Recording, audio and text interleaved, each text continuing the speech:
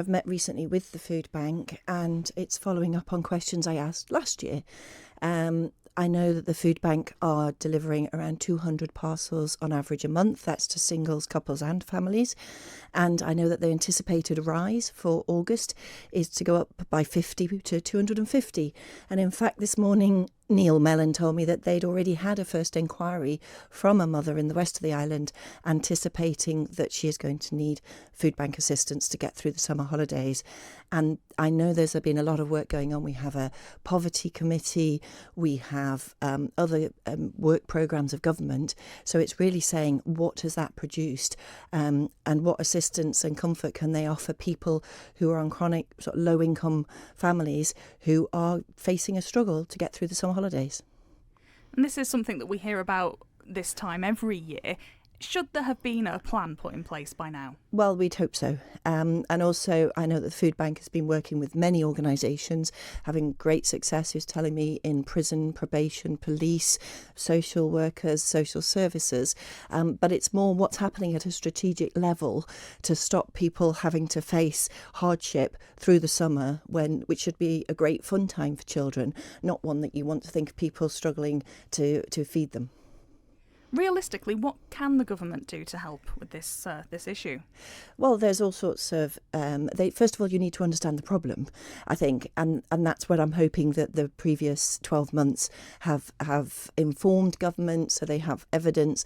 They perhaps, if they've spoken to the food bank or visited the food bank, they'll appreciate what the caseload is and also the ongoing challenges that the food bank has, because they want to be a sort of critical short-term solution to a problem, but they're finding that their average time that they're assisting people is increasing actually from 6 weeks to 8 weeks, with some just a week, so some far in excess of that.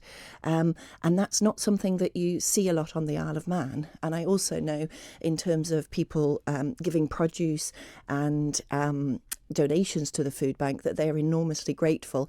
But particularly as they come up to summer holiday time, some of their volunteers are going on holiday, so even more critical is if people are concerned about the issue, to volunteer, even if it's just being able to pick up donations from supermarkets after 5:30. So moving on, you've also got a question about the Child and Adolescent Mental Health Service on the island. Is there a concern about waiting lists there at the moment? Yes, there is. And I think particularly I'm hearing a lot of children struggling to attend school and with various anxiety and other mental health issues.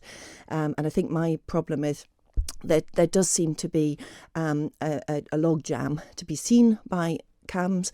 I'm told, I think the last time the minister was on record was saying something like 12 weeks for an urgent referral, and actually I just don't think that's good enough. So I would welcome hearing that the waiting time has come down for urgent referrals, and also what have they done with the sort of general waiting list? How many young people are in the system? I have heard of a case that's been waiting 12 months. So when there's so much of this around, what policies are the department putting into place to support children and young people who are facing issues, and it's really impacting on their school life and their education outcomes?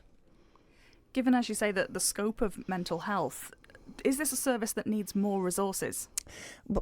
Perhaps. Again, that's a matter for the department. But I think both on that and on speech therapy, also on an education psychologist, is there adequate provision?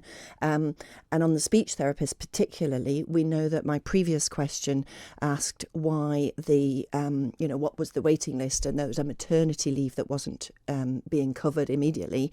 And we were told there were something like 2 speech therapists with a workload of 300.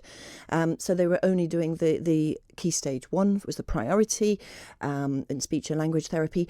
But all schools were stopped from referring new cases, and that was for the whole of the summer term. So how can they know what the future provision is going to be?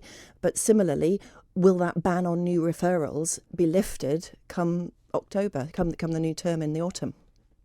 Well, as you mentioned, you have raised the speech and language therapy issue before. You're bringing it up again now.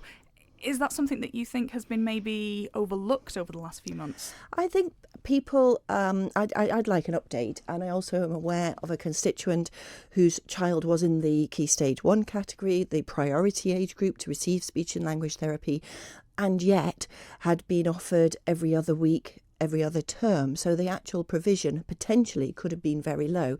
Now, obviously, I think the speech therapists are very stretched and doing the best they can, but I think that there's a massive burden on them, and also the impact is also on teachers and the rest of the class if more and more therapies and ongoing support is expected to be delivered in the classroom.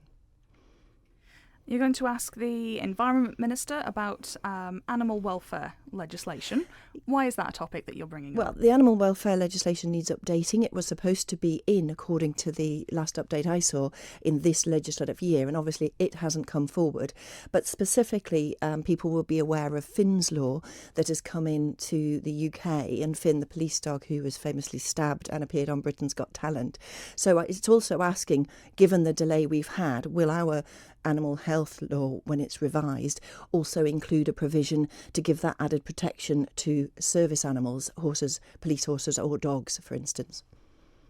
As you say, this was due this year. Is it a bit worrying? Is legislation falling behind schedule?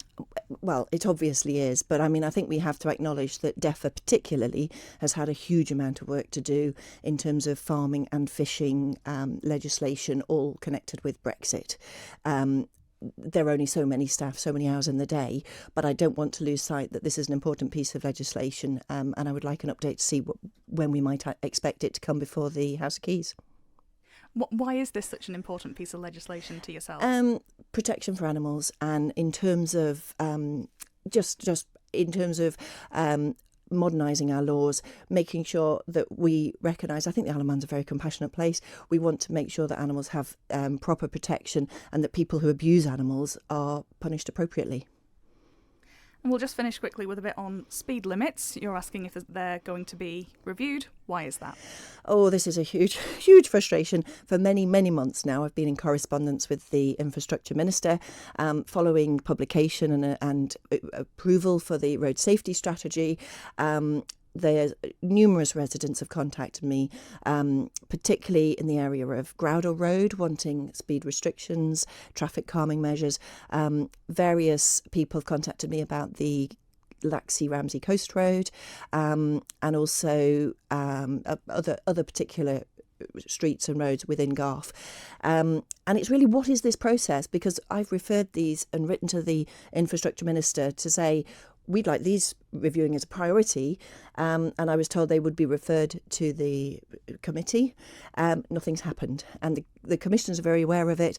I think what we need is a process that says local authorities and political representatives can put forward various routes for consideration and review, and that these will go to a professional body where they take into account the evidence and probably the public will for a particular area, and make a judgment on whether it's appropriate to introduce speed limits or traffic calming measures for different areas of our streets. And speed limits is one thing, but do you think enough is done to enforce speed limits? That's the other question, and I think if you speak to people in the area of Groudle View and the road that goes past the King Edward Bay Golf Club, they would say not. The area is hugely popular. It's the route down to Groudle. Numerous dog walkers, people running, walking of an evening, and particularly at dusk. And there are times, I'm informed, and I've seen myself when I've been walking around that area, cars seem to zoom past. Now, I've also been given some traffic counting evidence from the Department for Infrastructure. I think it was undertaken in the autumn last year, and sort of 80% of people comply with the speed limit. But the speed limit is 30, and that's very fast if you're walking with a pram or a dog on a narrow section of road. Infrastructure has announced quite recently this idea that they're going to bring in 20-mile-an-hour zones in the towns and in some residential areas. Is that something you would like to see in Garff? I think that particular road is definitely something that the local residents and people who use it as a walking or running route, I think it could be welcome. But I'd hope that the department or the road safety group were assessing each sort of nominated road or route and considering it on its own merits.